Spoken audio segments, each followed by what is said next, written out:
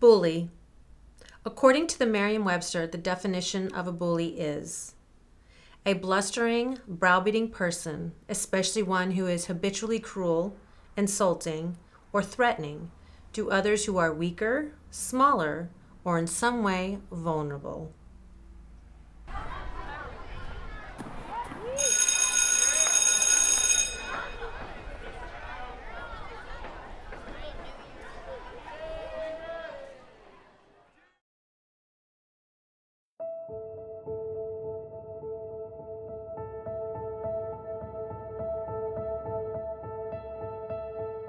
I was bullied when I was in kindergarten, and I was also bullied through first grade, second grade, and third grade, and it finally stopped. And then I went to seventh grade and it started again, and it was not fun.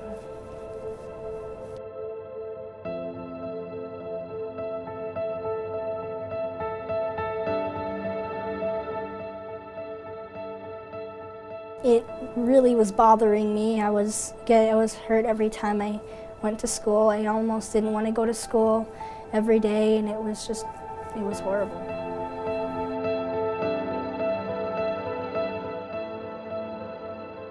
It wasn't until one day I picked her up from school and she was very upset, and I asked her what's going on, and she wouldn't tell me until later that night. And she said she had, just suicidal thoughts of hurting herself because of what happened during the whole semester in school. And as a parent, I think any parent would feel the same way, where your heart just kind of caves in and drops.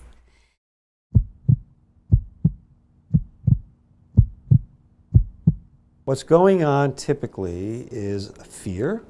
That would be obvious. And if something takes place, shame or humiliation, there's a feeling that the very essential quality and spirit of the person, their very worth, their confidence in being alive and being at that setting, the friends they've got that may be watching, is highly, highly impaired, diminished. It begins to disappear. In fact, you begin to disappear. Everything you know about yourself, everything you're proud of about yourself, everything you might feel potentially confident about yourself can begin to disappear on you in moments like that. I had friends, but I didn't tell them because I was afraid that I would be judged or something would happen. And I was just really afraid. I was afraid to tell anyone. And I feel like that's how a lot of people are. I think she kind of held all those emotions inside of her, and she was afraid to share it with me because I'd be very sad about it. And when she did tell me, I was pretty devastated. The person who will be taken advantage of because they don't have enough resource, perceived resource, they don't have enough power, perceived power, or capacity, or just sheer skill to either run away and not be caught, to stand and defend, if possible, or to say the kind of thing that might defer or deflect enough of that energy coming from the bullyish person to kind of quell the moment. And if not carefully worked with at a later time, might even form an imprint or a scar or something that drags on, they say luggage or baggage, that can impair or get in the way, impede the natural flow and development of that person.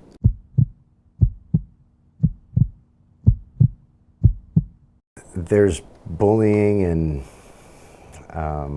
mistreatment of people in every field. I mean, whether you're a doctor or whatever it is that you are. However, you're going to feel bullied by someone who maybe has an upper hand on you, and they're taking advantage of that. Even adults get made fun of. Even adults are being bullied in the workplace, in any type of sport, in basketball, in anything. People are getting bullied, but not a lot of people tend to speak up. It can be done to a smaller person, it can be done to a smarter person, it can be done to an older person. It's really a very, very broad palette that somebody goes through when they create, as we call it, as you call it, a target.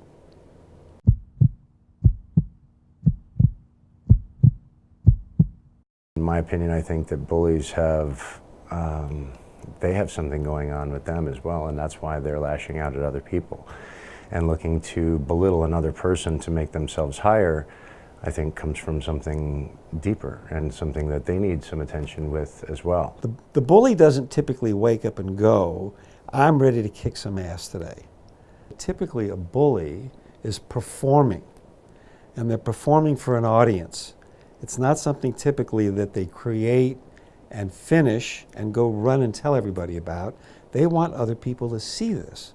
The common kinds of positions, emotional positions, that a bully is surrounded by, is living in, is uncomfortable with, is generally a sense of depletion. It's generally a sense of deficit. And in combination with that, sometimes complexly, it's sometimes a sense of entitlement. So now we have a situation where a person might be very privileged, might be very strong, might be very entitled, and want more. You could almost call that a position of greed.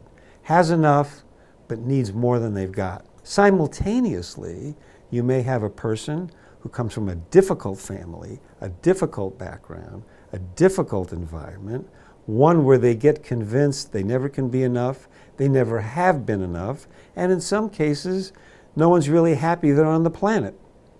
That kind of person will be walking around with, quote, a chip on their shoulder and looking for some kind of opportunity to feel better about themselves. I've seen situations where there's been people who have gone through stuff by themselves and have made fun of others, and it is really sad. I feel bad for both victims, and I just feel like there should be something done. What goes inside the mind would come in multiple layers. What the bully might do in a moment, how the bully might target or think or strategize a moment, how the bully maybe imagines what will take place after that moment, what might even happen if the moment doesn't go as, quote, the bully plans. So let's be clear, there are many dimensions and many layers of what's going on inside a mind.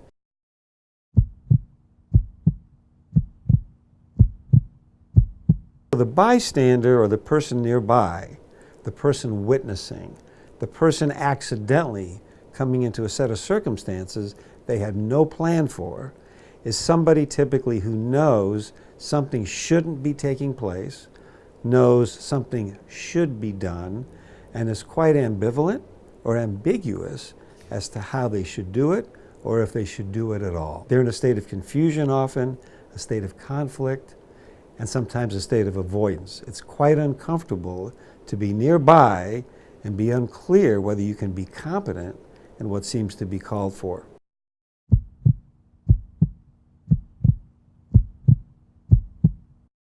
It's probably impossible to stand around and do nothing, because you are standing around in thought, you are standing around in emotion, you are standing around in some form of puzzlement, some state of mind that either requires something, demands something, implies something. So you're probably talking about the person who's not taking action. And for the most part, we can be rest assured, if they're standing there, if they're in proximity, they are feeling the implications of what's going on. It's very likely they're feeling the pain on some level of what's taking place. And this kind of a confusion, it's a little bit like feeling unable or disabled or paralyzed. And suddenly you're someplace where you don't want to be, you're someplace where you are anyway. Your own sense of fate and destiny, in a way, has taken you into uncharted territory. So the unplanned moment for the bystander is somewhat maybe less suffering than the victim, but nevertheless, there's a lot of conflict going on in the bystander and the witness.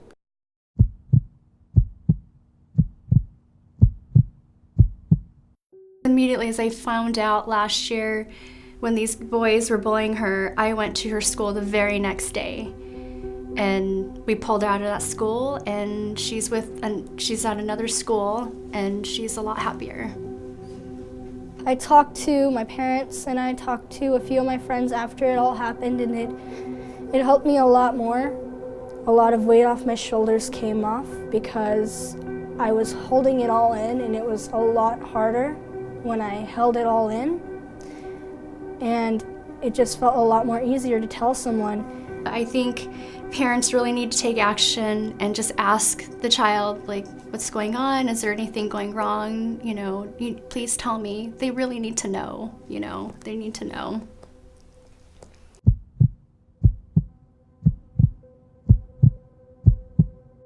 If we don't find a way to be courageous enough or dedicated enough to say, I'm here.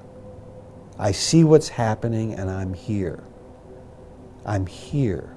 That alone sometimes is enough to distract what's going on and turn it into something else. Sometimes a shout. Do you want me to do something about this? Sometimes a call. Should I call somebody? Anything that lets both parties know there's more parties involved may be enough to deter or deflect what's taking place.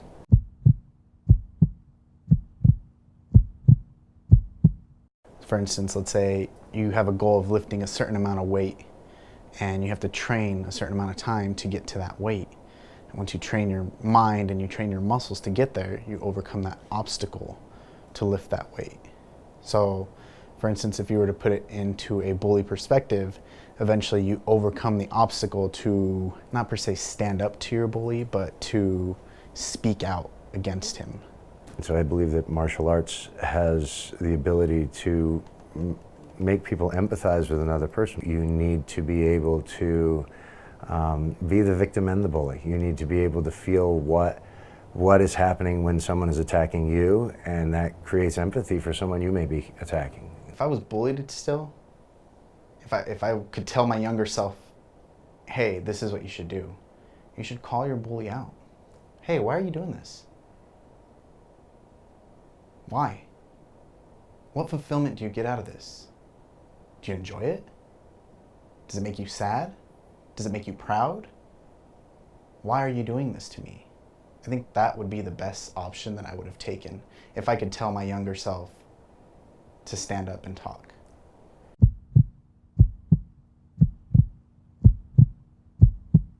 Well, as you can imagine, the person who is relying a lot on having more power and suddenly doesn't, they're up shit creek and they don't have a paddle.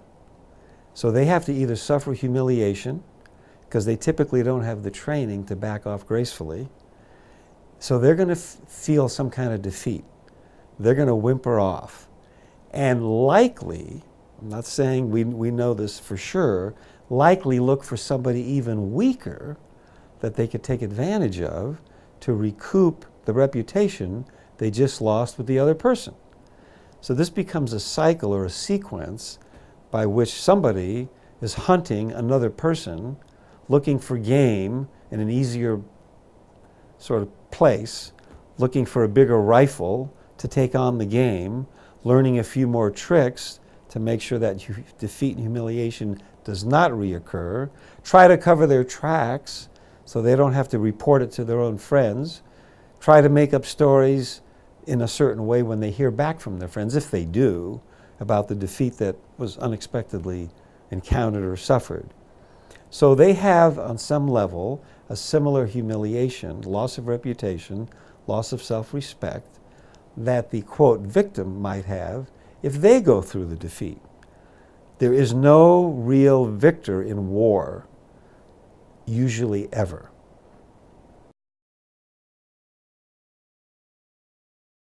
There are so many children out there today that are being bullied that have learned suicide through social media.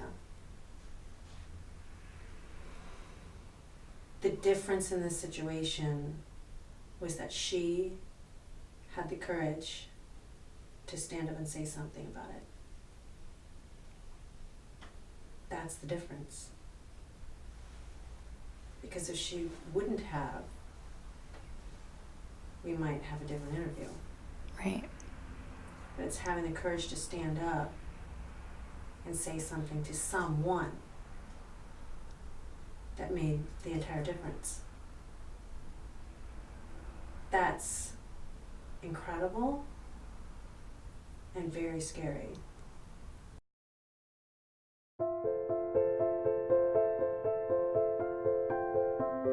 This new school that she's at with their best friend, they're like they're together. If one person says something bad to each other, they back each other up. And it's just that one person. I mean, one person will make a difference in somebody's life.